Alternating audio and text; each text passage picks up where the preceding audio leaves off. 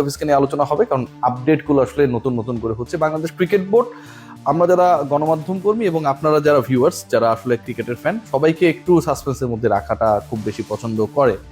এবং সেই সাসপেন্স থেকে আসলে যেই বিরক্তি তৈরি হয়েছিল যে শেষ মুহূর্তে আইপিএলে যদি কোনো ক্রিকেটার দল পায় মিনি অ্যাকশন থেকে, তারা পুরো আইপিএল এর জন্য অন্তত 6 জন ক্রিকেটারের যে কেউ রাকিবুল বাদ দিয়ে দল পেলে পুরো আইপিএলে বিবেচিত হবে না, তাদেরকে খেলার সুযোগ করে দেওয়া হবে না। নিউজিল্যান্ডের বিপক্ষে হোয়াইট বলের যে বাংলাদেশের সিরিজ রয়েছে, সেখানটায় বাংলাদেশের আইপিএলে দল পাওয়া ক্রিকেটার অথবা ক্রিকেটারদের এভেলেবেল থাকতে হবে।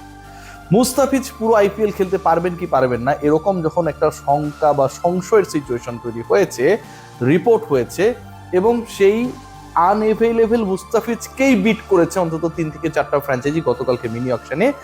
আজকে বাংলাদেশ ক্রিকেট বোর্ডের বিভিন্ন ইনস অ্যান্ড আউটস যে ইনফোগুলো আমরা পাচ্ছি, যেগুলো লিক হয়েছে, তাতে জানা যাচ্ছে মুস্তাফিজুর রহমান তিনি আপকামিং আইপিএল এর পুরোটাই খেলতে পারবেন। খবরটা অনেকটা এরকমই। আইপিএলে মুস্তাফিজ কলকাতা নাইট রাইডার্সের হয়ে খেলবেন, কেকেআর এর হয়ে খেলবেন, এবং রাইডার্সের হয়ে মুস্তাফিজুর রহমান আপকামিং আইপিএল এর সব ম্যাচ খেলতে পারবেন বলে ক্রিকেট অপারেশনসের বিভিন্ন মাধ্যম থেকে ব্যাপারটা লিক হয়েছে। তো এটাই যদি হবে, তাহলে এই খবরটা কেন 1 সপ্তাহ আগে, 3 দিন আগে বাংলাদেশ ক্রিকেট বোর্ড প্রচার করলো না?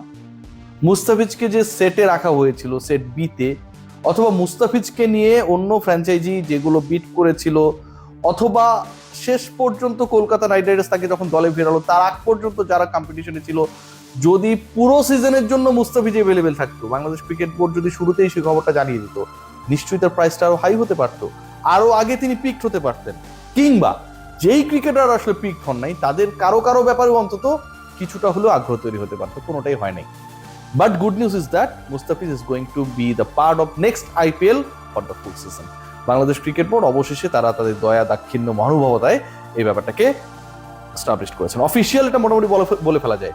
সেকেন্ড পার্ট যেটা, এটাও আপনাদেরকে একটা দারুণ খবর দিতে চাই যে মুস্তাফিজকে নিয়ে একটা সংশয় তৈরি হয়েছে। যদি চেন্নাই তিনি খেলতেন, he could play all the matches, এরকম একটা ব্যাপার তৈরি হয়েছে। এবং চেন্নাইয়ে না খেলার কারণে মুস্তাফিজুর রহমান শেষ পর্যন্ত 9,20,00,000 রুপি রেকর্ড বাংলাদেশিদের ক্ষেত্রে কলকাতা নাইট রাইডার্সের হয়ে খেলার কারণে সব ম্যাচ খেলতে পারবেন না, এবং তাকে আলটিমেটলি কম্পিট করতে হবে মাথিসা পাথিরানার সাথে। দেখুন, মুস্তাফিজ যখন প্রথমবার চেন্নাই খেলেছিল, একমাত্র চেন্নাইয়ের যে অ্যাপিয়ারেন্সটা তার ছিল গত আইপিএলের আগের আইপিএলে, 2023 আইপিএলে, সেই আইপিএলেও যদি আমরা খেয়াল করি, মুস্তাফিজের 11-এ সুযোগ পাবার ক্ষেত্রে সবচেয়ে বড় কম্পিটিটর ছিলেন পাথিরানা। প্রথম ব্যাপার সেটা হচ্ছে ডেথ ওভারে পাথিরানা অনেক বেশি ভয়ঙ্কর, অনেকটাই মুস্তাফিজের মতো একটা এক্স ফ্যাক্টর তার মধ্যে কাজ করে। এবং সবচেয়ে ভয়ঙ্কর এবং গুরুত্বপূর্ণ যে ইস্যুটা সামনে এসেছিল, সেটা হচ্ছে বিদেশি ক্যাটাগরিতে ফরেন কোটায় ওভারসিজ ক্রিকেটার যখন ম্যাচ অনুষ্ঠিত হবে, আপনি 4 জনের বেশি অ্যাট এ টাইম মাঠে নামাতে পারবেন না।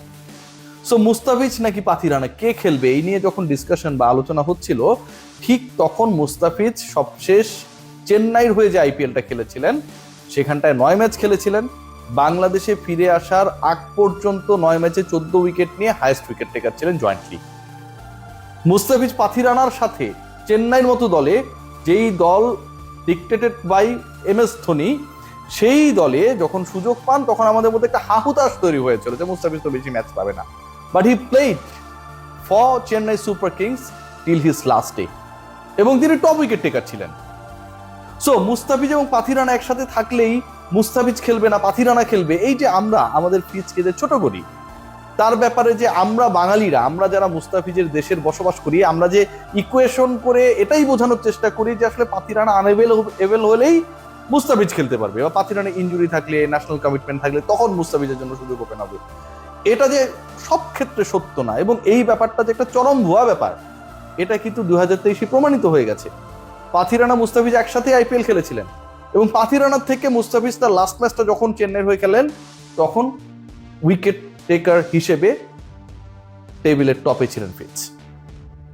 ইন্টারেস্টিং পার্ট কি জানেন, কলকাতা যে 63.30 কোটি বা 64.30 কোটি রুপি নিয়ে বসলো মিনি অকশনে, তারা তো 3 জন ক্রিকেটার কিনতেই খরচ করেছে প্রায় 53 কোটি রুপি। 3 জন, ক্যামেরন গ্রিন 25 কোটি 20 লাখ, পাথিরানা 18 কোটি, 25 আর 18-কে যোগ দিলে 43 কোটি 20 লাখ হয়ে যায়, এবং মুস্তাফিজুর রহমান 9 কোটি 20, তার মানে 52 কোটি 40 লক্ষ রুপিস তারা 3জন ক্রিকেটার কিনতে খরচ করেছে।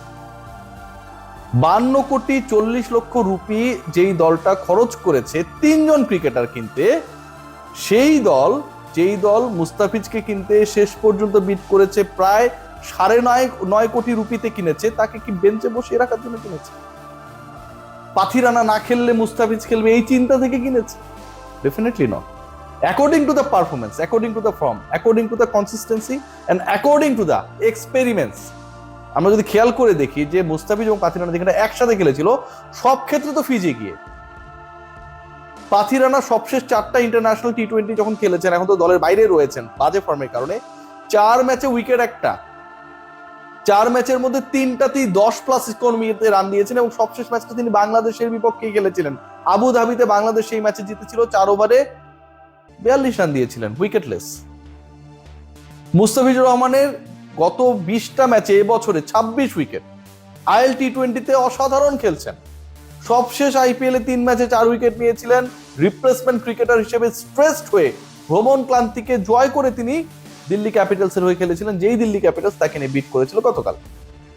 মুস্তাফিজকে আমরা কেন পাথিরানার থেকে পিছিয়ে রাখছি, এবং পাথিরানা মুস্তাফিজের থেকে এগিয়ে, পাথিরানা না খেললেই মুস্তাফিজ খেলবে, এই যে থিঙ্কিংটা আমার কাছে মনে হয় that is totally a wrong conception. একই সাথে প্রত্যেকটা IPL-এ আপনারা সবাই জানেন যে একটা ইম্প্যাক্ট ক্রিকেটার খেলতে পারেন। ইম্প্যাক্ট ক্রিকেটার হিসেবে ধরেন মুস্তাফিজের দল ব্যাট করছে, মুস্তাফিজকে রাখা হলো না, সলিড একজন বিদেশি ব্যাটারের জায়গায় ক্যামেরন গ্রিনের কথাই ধরলাম, সবচেয়ে দামি ক্রিকেটার গতকাল যে নিলামটা হইল, তিনি ব্যাট করলেন। ফিল্ডিং এর সময় তার কি খুব দরকার? কলকাতা নাইট রাইডার্সের কোচিং স্টাফ শাহরুখ খানরা কি কোনো কিছু বোঝে না? গ্রিন ব্যাট করলো, ব্যাট করার পরে যখন ফিল্ডিং এ নামলেন নাইট রাইডার্স, তখন মুস্তাফিজ তাকে রিপ্লেস করবেন, পাথিরানা তাকে রিপ্লেস করবেন, যে কেউ রিপ্লেস করতে পারেন। অথবা শুরুতেই যদি হচ্ছে কলকাতা নাইট রাইডার্স বোলিং এ যায়, সেক্ষেত্রে তো সেই অপশনটা রয়েছে। সো আমার কাছে মনে হয় কি যে আমরা আসলে আমাদেরকে পিছিয়ে রাখছি, এবং এখানটায় হর্ষ ভোগলে খুব চমৎকারভাবে একটা সমাধানও দেওয়ার চেষ্টা করেছেন।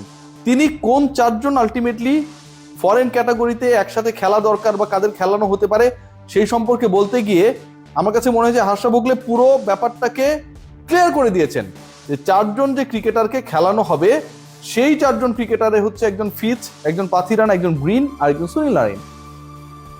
এটাও বলা হয়েছে রাহুল ত্রিপাঠীকে যদি টপে খেলানো হয় তাহলে এমনিতেই পাথিরানা মুস্তাফিজ দুজনেরই জায়গা হয়। আই হ্যাভ নো আইডিয়া যে why actually we are ignoring Mustafizur Rahman. আমার কোনো আইডিয়া নেই। আপনার ইম্প্যাক্ট ক্রিকেটারের অপশন রয়েছে, আপনার রাহুলকে টপে তুলে খেলানোর অপশন রয়েছে, এবং এই অপশন ভুলে যান। 3জন ক্রিকেটারকে আপনি 120 কোটি রুপি টোটাল খরচ করতে পারতেন, যার মধ্যে আপনি প্রায় 65 কোটি রুপি নিয়ে মিনি অকশনে নামলেন, মানে আপনার মেইন দলটাকে ওখান থেকেই গড়বেন, এবং ওই 65 কোটি রুপির মধ্যে আপনি 53 কোটি রুপি দিয়ে কিনেছেন 3জন ক্রিকেটার, যার একজন মুস্তাফিজুর রহমান। মানে 65-র মধ্যে 53 কোটি রুপি দিয়ে যে আপনি 3জন ক্রিকেটার কিনেছেন, আপনার টোটাল পার্সের 90% আপনি খরচ করেছেন, অলমোস্ট 85% খরচ করছেন এই 3জনকে কিনতে। সেই ক্রিকেটারদের সেই 3জনের একজনকে আপনি খেলাবেন না, এই পরিকল্পনায় কলকাতা নাইট রাইডার্স মুস্তাফিজকে কিনেছে।